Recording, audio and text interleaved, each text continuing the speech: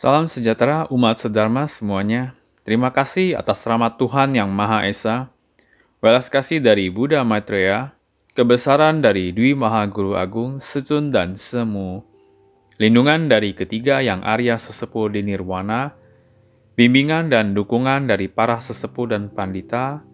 Pada kesempatan kali ini, Hosea mendapat kesempatan mengikat jodoh baik bersama dengan umat sedharma semuanya.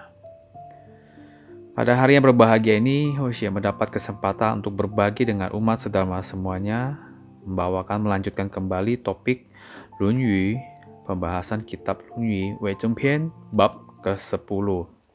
Wei Zheng Pian, 第10章, 子曰：视其所以，观其所由，察其所安。人焉受哉？人焉受哉？ Dalam bab ini, Nabi Confucius berbagi kepada semua orang bagaimana beliau melihat dan memahami diri seseorang. Karena berdasar dari pengalaman beberapa tahun, Nabi Confucius beliau berbagi bagaimana melihat seseorang. Sehingga kelak ini dapat digunakan sebagai masukan untuk kita bisa lebih memahami seseorang, bahkan baiknya lagi untuk kita berinteraksi dengan orang-orang tersebut. Beberapa poin yang penting yang disampaikan dalam bab ini yakni yang pertama, perhatikan tindakan dan perilakunya dalam bekerja terlebih dahulu. Yang kedua, mengamati penyebab motivasinya apa di balik dari yang dia melakukan pekerjaan ini. Yang ketiga, menyelidiki hasil dari segala pekerjaan dan bagaimana perasaannya setelah mengerjakan pekerjaan tersebut. Apakah tenang atau sebaliknya?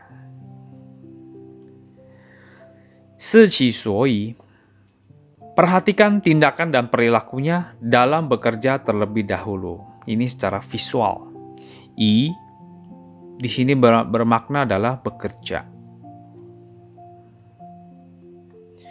Guan qi suoyou, memperhatikan asal mula motivasinya yang mendasari dia untuk bekerja atau melakukan sesuatu hal. Ini asal mulanya dia. Lalu yang terakhir, cha qi suan, menyelidiki hasil dari segala pekerjaan dan bagaimana perasaannya gembira atau tenang setelah selesai melakukan pekerjaan tersebut. Setelah 3 poin itu dilakukan, maka setahap demi setahap dalam memperhatikan dan meneliti lebih dalam, maka dapat melihat dengan jelas orang tersebut baik atau tidak. Sesuatu hal yang sering dilakukan secara terus-menerus atau rutin, sehingga itu akan membentuk dan menjadi sebuah kebiasaan. Para suci terdahulu juga demikian, menggunakan hal serupa untuk dapat memahami diri seseorang, karena memiliki metode untuk berinteraksi dengan orang-orang tersebut, mengenal kepribadian orang tersebut, dan bagaimana bisa menggunakan orang tersebut. Maka dengan memahami kebiasaan seseorang, kita akan mengenal kepribadian diri seseorang. Seperti antar umat sedharma juga demikian.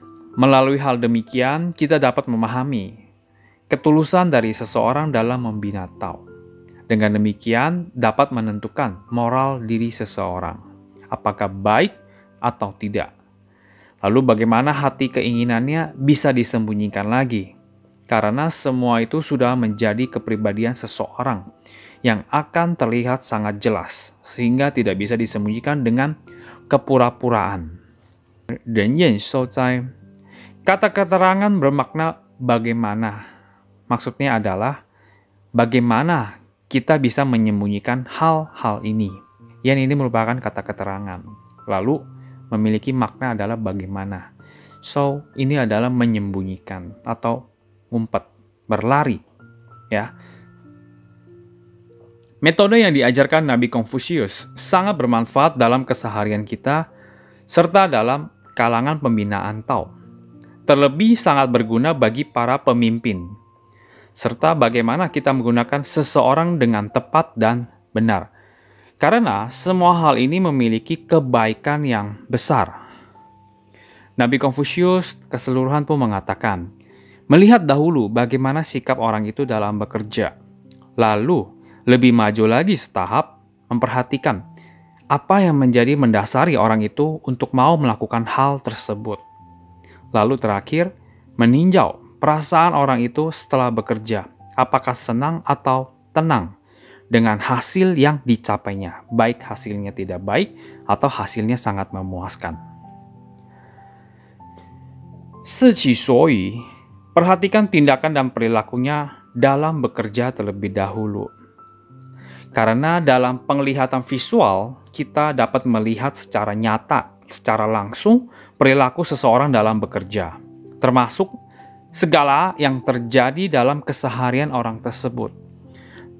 Namun dikarenakan ini hanya dari satu sudut pandang saja, sehingga kita masih perlu lebih melangkah lagi ke dalam untuk bisa lebih memahami.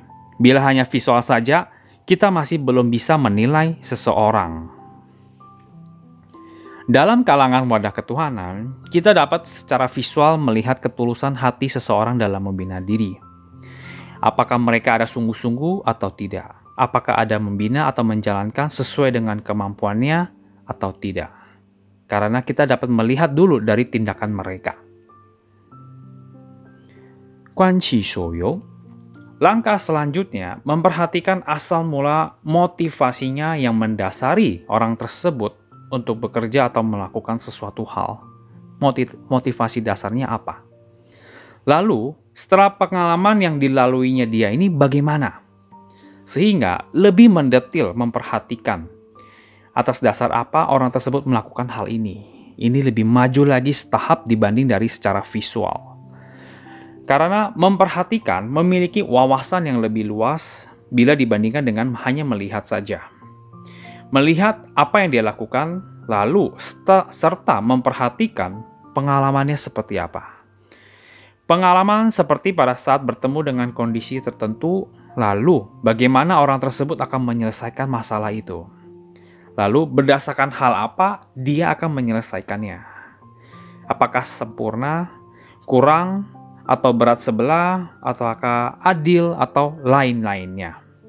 Dengan demikian, bukan hanya melihat saja, bahkan kita dapat memahami hal yang mendasari orang tersebut untuk melakukan sesuatu.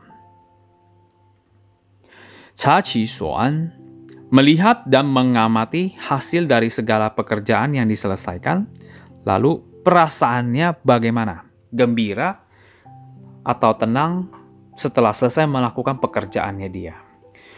Meskipun pekerjaannya sulit, namun hatinya tetap tenang dan bersukacita dalam mengerjakan. Apakah seperti itu atau sebaliknya? Melihat bagaimana orang tersebut bekerja, lalu mengamati hal mendasar serta pengalamannya dalam bekerja. Terakhir, mengamati juga hasil akhir setelah pekerjaannya selesai. Suasana hatinya bagaimana?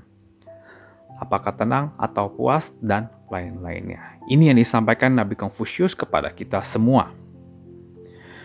Seperti seseorang dalam menyelesaikan pekerjaannya. Lalu, bagaimana perasaannya? Apakah puas dengan rasa sombong atau masih merasa belum puas akan hasilnya? Nah, ini berbeda lagi. Bila dia tidak puas, maka dia akan berusaha lebih baik lagi. Di poin yang lainnya lagi, bila puas dengan rasa sombong, ini memiliki nilai yang berbeda lagi. Maka dia tidak akan pernah berkembang dan maju lagi. Bila ini puas namun dengan rasa sombong, tentu dia akan stagnan di sana, tidak lari kemana-mana lagi. Dia sudah merasa nyaman di posisi tersebut. Di poin yang lagi, bila dia merasa tidak senang dengan hasilnya, nah, ini menandakan bahwa dia mengakui kekurangannya. Dengan demikian, dia masih memiliki kesempatan untuk bisa merubahnya lebih baik. Ibaratnya dia ada sebuah kesempatan, ada perubahan pada diri dia. Lalu, satu hal lagi, di lain pihak, bila dia sudah melakukan kesalahan, sudah tahu hasilnya seperti ini atas kesalahan dia, dan orang tersebut masih bisa tersenyum dengan gembira, mungkin orang tersebut sudah tidak sadar bahwa dia sudah melakukan sebuah kesalahan besar. Orang yang seperti ini mungkin perlu kita pertimbangkan untuk kita interaksi dengan orang tersebut. Nah, perkataan ini Hoshe ulangin kembali lagi. Bagaimana kamu bisa menyembunyikan hal-hal ini? Nabi Konfusius dengan tegas berkata lagi. Karena kepribadian seseorang, kebiasaan seseorang, dari tutur kata dan tindakan, semua akan memperlihatkan jati diri seseorang. Kita semua akan seperti demikian. Sehingga sulit loh untuk menyembunyikan hal-hal tersebut dengan kepura-puraan.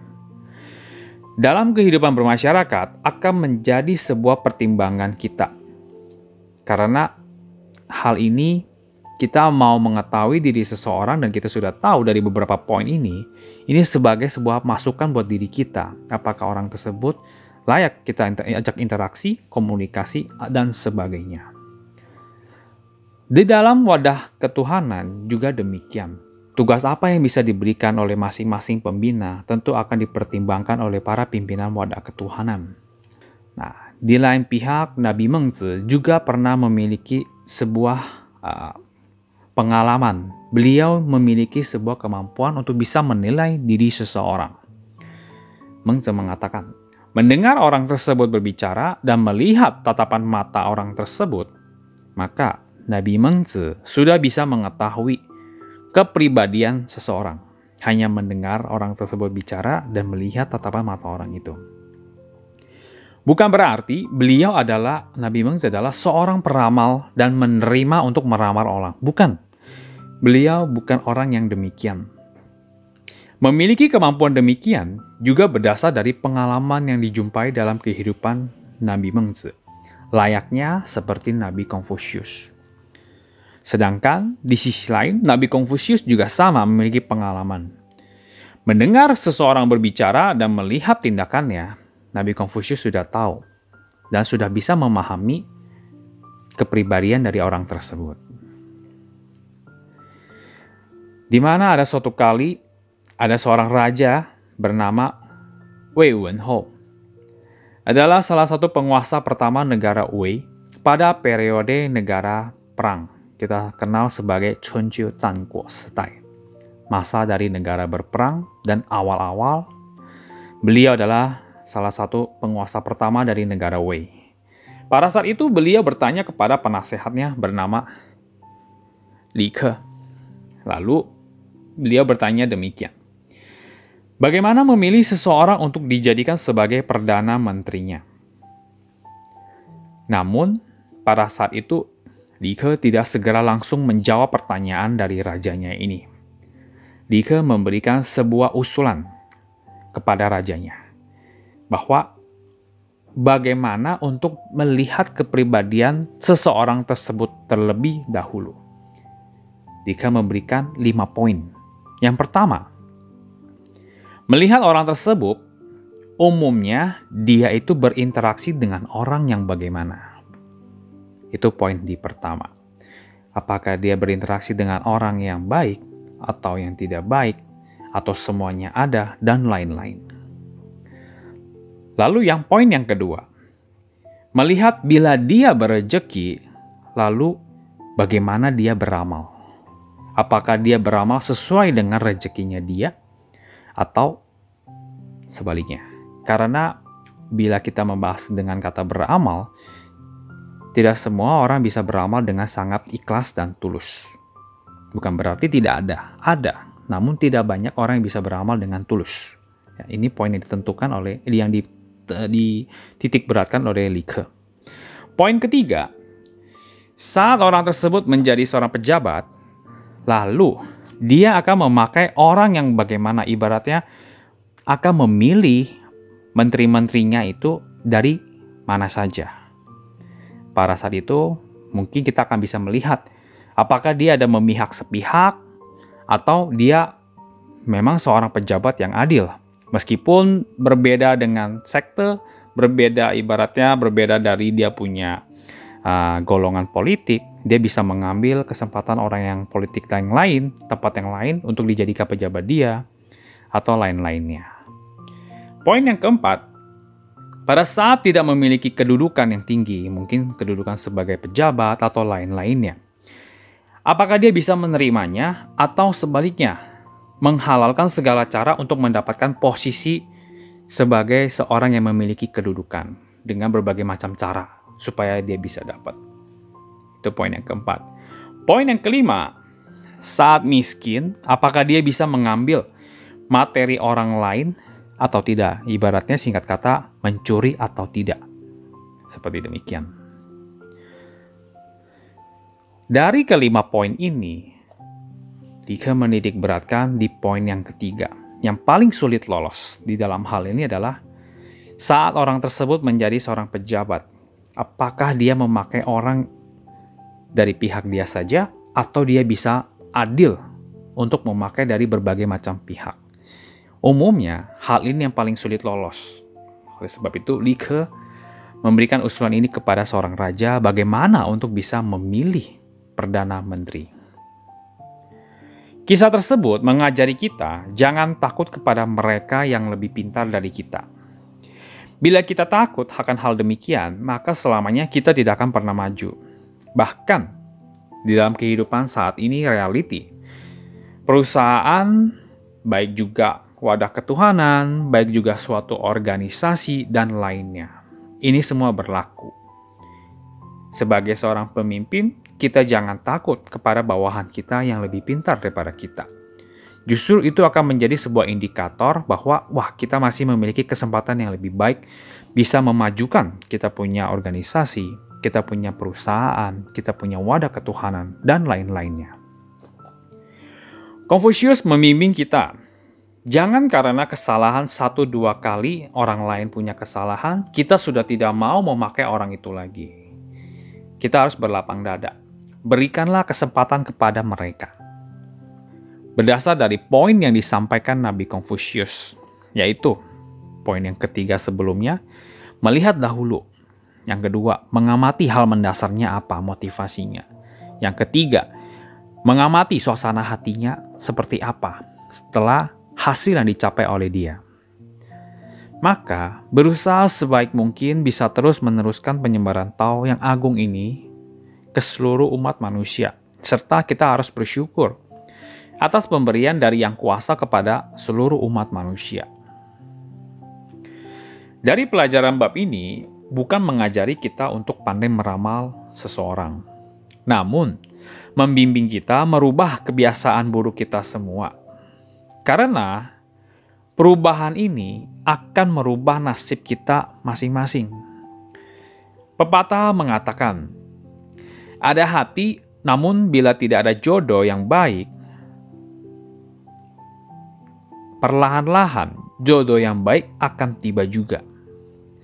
Di sisi lain, bila ada jodoh yang baik pada diri seseorang, namun tidak ada hati atau niat pada orang tersebut, maka perlahan-lahan jodoh yang baik itu pun akan menghilang dari orang tersebut secara perlahan-lahan. Dari pepatah itu juga memberitahukan kepada kita, memang kita sedang melakukan dengan bersusah payah, namun bila kita memiliki niat, perlahan-lahan apa yang ingin kita tuju itu pun akan bisa tercapai.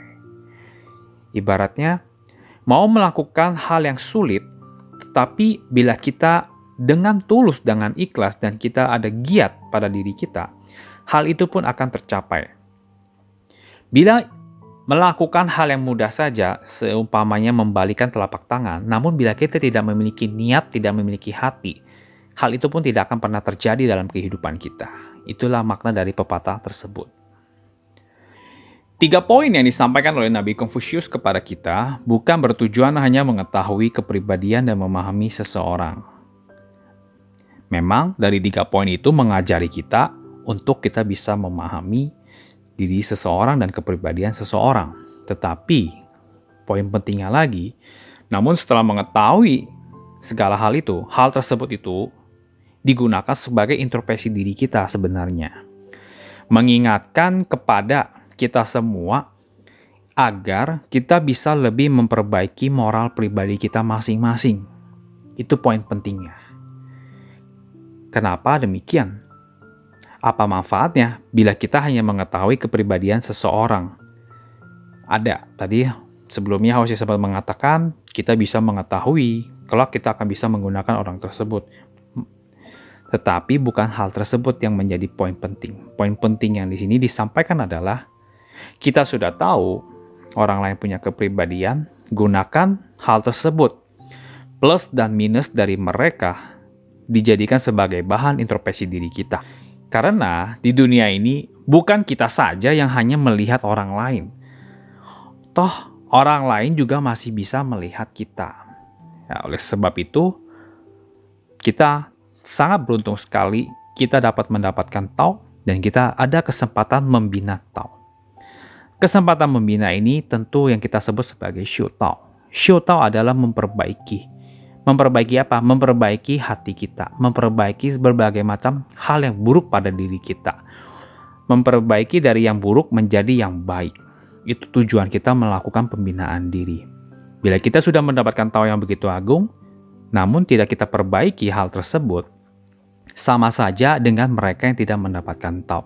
Malah, ada orang yang tidak mendapatkan Tao, namun moralitas mereka sangat tinggi. Ada juga orang yang demikian. Ya, hari ini kesempatan Hoshe bersama berbagi dengan umat sedama sampai di sini. Semoga Dharma singkat ini bisa menjadi masukan yang bermanfaat untuk kita semua. Bila ada perkataan yang salah, mohon pengampunan dari Tuhan Yang Maha Esa, bimbingan para pandita. Semoga Tuhan selalu memberkati kita semua. Kita semua terhindar dari mara bahaya dan bencana. Semoga semua makhluk berbahagia dan terima kasih.